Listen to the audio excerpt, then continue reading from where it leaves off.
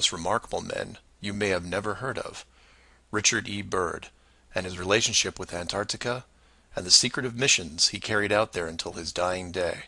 Some of you have followed the legend of Richard Byrd through the hollow earth theory. We aren't going to be covering any hollow earth in this video, but instead focus on the man and his involvement with the South Pole. The Reader's Digest version of Richard Byrd is as follows. Born in 1888, he became an American naval officer who specialized in feats of exploration. He was a pioneering American aviator, Medal of Honor winner, polar explorer, aircraft navigator, expedition leader in the worst environments in the world, and the youngest admiral in the history of the Navy. In addition, his list of awards takes up several pages in Wikipedia, including 3 ticker tape parades in his honor. In short, he was Indiana Jones on steroids. Some people will say that Roy Chapman Andrews was the real Indiana Jones, and you might be right. But Richard Byrd beat Indy 6 days a week and twice on Sunday. I mention all his accolades to paint a picture of credibility and trust.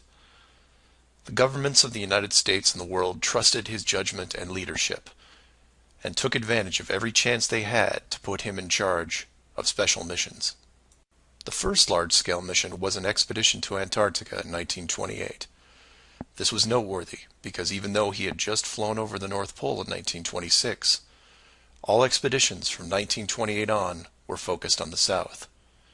The expedition lasted 2 years, and during it, at the age of 41, he was promoted to admiral. His second Antarctic expedition ran from 1933 to 1935, and his third from 39 to 40. While in Antarctica, he was also an advisor for other countries who had their own expeditions, including England, France, Germany, and building off previous countries' expeditions from Belgium, Japan, and Sweden. He then helped lead U.S. Navy fleet operations in World War II, was present during the Japanese surrender in 1945, but then something strange happened. He went back to Antarctica. Now, some of you aren't surprised because he'd been there since 1928, and I agree with you. It's the how that's interesting here. His fourth trip to Antarctica wasn't an expedition. It was a military operation called Operation High Jump. Commanding an entire aircraft carrier group that included 13 support ships, Admiral Byrd led 4,700 men to the South Pole, for reasons that are still shrouded to this day.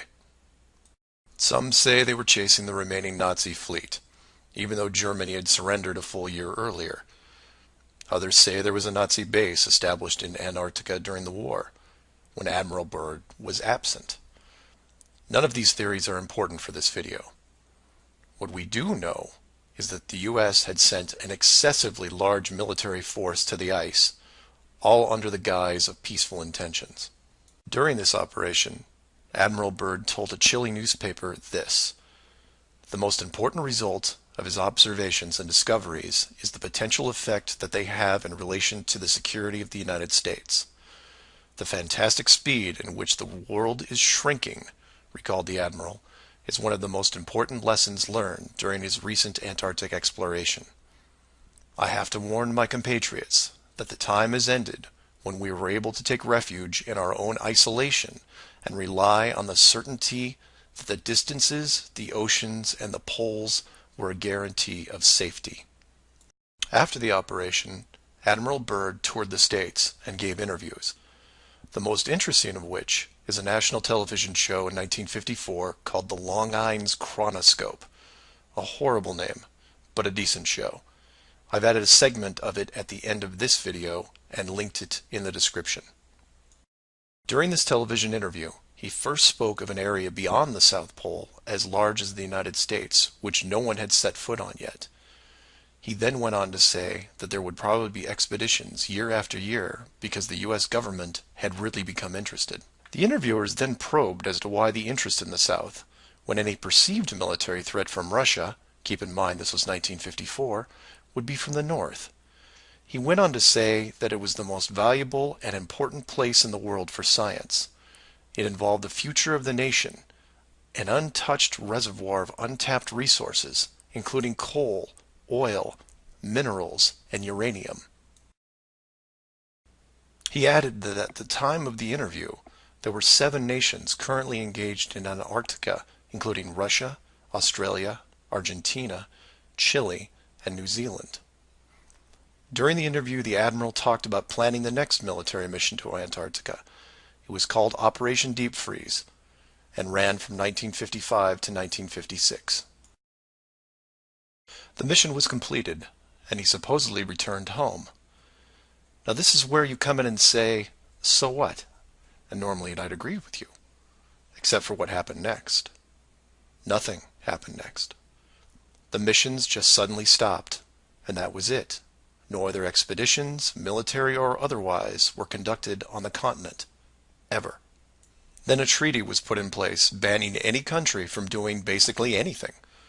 The end. And if you're wondering what you're missing, it's this. Admiral Byrd goes on television, says that this massive body of land, most of which sits on a plateau 2 miles high, is rich with every resource you could ever want, energy rich, pristine, with no indigenous population or plant life, and every country that has sent teams is ready to carve it up like a big turkey. Not to mention, there's an expanse of land larger than the United States they haven't even looked at yet. And out of the blue, everyone just calls the whole thing off? There are no environmentalists in 1959. This is land of diner food and 20-cent gas. I'm calling total BS on this one. The dollar value of the initial resources find would have fueled armies of greedy companies. So what happened? They found the edge, that's what. And the last thing they were going to do was let unsupervised companies near it, regardless of the money. Even if it was hundreds of miles away, you couldn't allow resource corporations even into a safe area, and then years down the road as they expanded, tell them, oh, sorry, you can't go beyond this point. When the companies would ask why, what would you tell them? And now the interior of Antarctica is off limits, with no revisions until the year 2041. You can take tours of the outer islands, but there is a hidden line, enforced by the military, that you will not be able to cross. Because the interior is actually the exterior edge. It's there, it's hidden, and it's protected. The Earth you live on is flat. So do some of your own research and ask questions. Please feel free to email me at msargent23@comcast.net or 303-494-6631. Our very distinguished guest for this evening is Admiral Richard E. Byrd. The North Pole used to be a no man's land, but these are the days when, by buying a ticket on a commercial airliner, you can fly across the North Pole and drink a cocktail at the same time. You know, only 30 or more years ago, about 35 years ago, our guest tonight found out whether there was any land north of the North American continent. He made that first discovery flight, and I must say that Admiral Byrd, our guest tonight, is not only our greatest living explorer, but he's been an inspiration to countless Americans. Admiral Byrd, you've been to both the North Pole and the South Pole. Is there any unexplored land left on this Earth that might appeal to adventurous young Americans? Yes, there is. And not up around the North Pole, because it's getting crowded up there now, because they find out it's really usable, not only to live in, but militarily. But strangely enough, there's left in the world today an area as big as the United States that's never been seen by a human being. And that's beyond the pole on the other side of the South Pole from Middle America. And I think it's quite astonishing that there should be an area as big as that unexplored. That's a tremendous So challenge. there's a lot of adventure left down at the bottom of the world. Admiral, an expedition to which I believe you're the advisor is now en route. What is that expedition doing?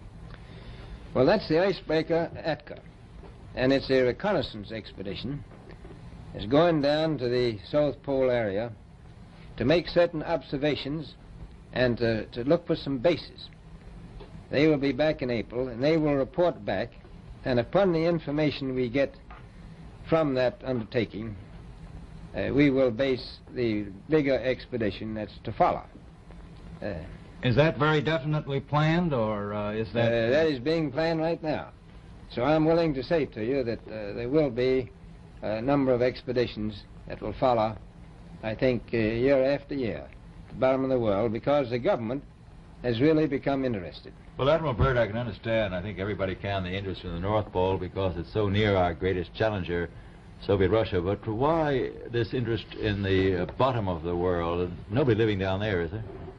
No, it's pretty cold. There's only one permanent resident, that's the emperor penguin. The little ones live further north. I tell you one reason they're interested. It's by far the most valuable, important place left in the world for science. That's why the scientific groups all over the nation are really interested. But more important than that, it has to do with the future of the nation, those to come after us, or even during your lifetime, because it happens to be an untouched reservoir of natural resources.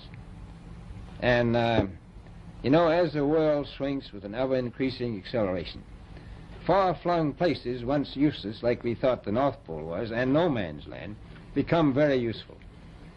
The bottom of the world will be important, not only to us, but to our allies. I was going to ask you, does it have military importance? It has some, and as the world shrinks, it will continue to shrink with an ever-increasing acceleration, thus bringing these places closer.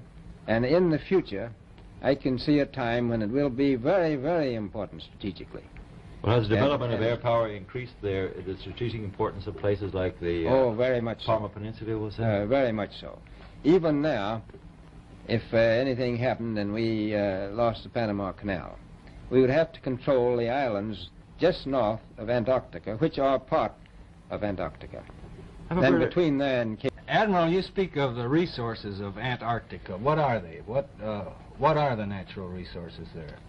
Well, we've found enough of coal within 180 miles of the South Pole in a great ridge of mountains. It's not covered with snow, enough to supply the whole world for quite a while.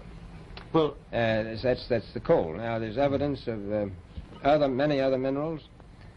We are pretty sure there's oil. Now, that coal shows the bottom of the world. Now, by far the coldest spot in the world. Where that coal is gets 100 below zero in the winter. Well, it was once tropical. So we think there's oil there, and there's evidence, probably uranium there. is it any secret, is there uranium there? That would be the only thing that would be practical to actually go after, I suppose. Everything else would be economically unfeasible, wouldn't it? Well, as we recklessly expend our resources, the time will come when we'll have to go after that stuff down there. Well, you know, I avoided what you said about uranium. I'm not sure about that. I don't want to have the world fight over the Antarctic. And Robert, is there a competition among other nations to try to get information about Antarctica and possibly to secure some of these resources? Well, yes. There are now 7 nations very much interested. Russia is interested tremendously. That I'm sure of. Australia has an expedition down there. The Argentine, the Chile, New Zealand, Britain, and so on. Now, you can understand those people down there being interested because they live down there, the New Zealanders, the Argentinians, the Chileans, and the Australians. And so we don't do much about claiming anything. Admiral, you make this sound a little crowded. Are there that many expeditions now there or en route there? Well, you know, as I said, it's the most peaceful place in the world, but I don't think it will be for long because of this intense interest on the part of other nations and this nation.